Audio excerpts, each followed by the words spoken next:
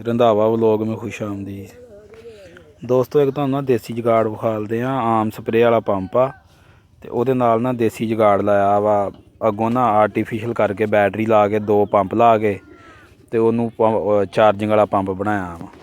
फिर ओहदा तुहानू प्रैशर भी दिखालते हैं। ते आ देखो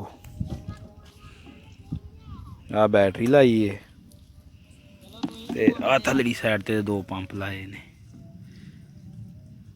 आ बैटरी है आम पंप हाथी वाला।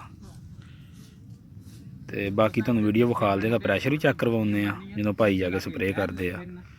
फिर वेख के दस्सिओ वीडियो कैसी लगी।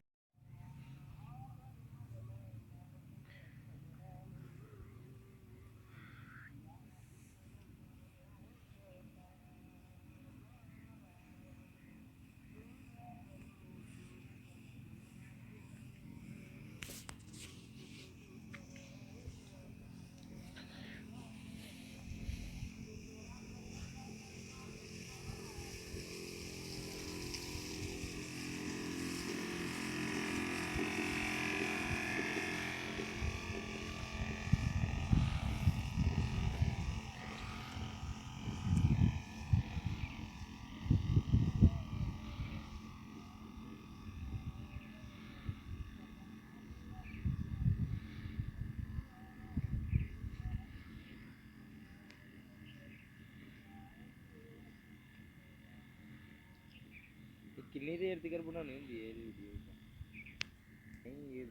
जी मेरा चैनल जोड़ा वा नवे बंदे ने साडे चैनल तो चैनल नू सबसक्राइब लाजमी कर लैन ते वीडियो लाइक शेयर जरूर करा करो। उम्मीद करते हैं तुहानू वीडियो बहुत चंगी लगी होगी। तो नैक्सट इस तरह दी वीडियो वेखनी साडे चैनल सबसक्राइब कर लो।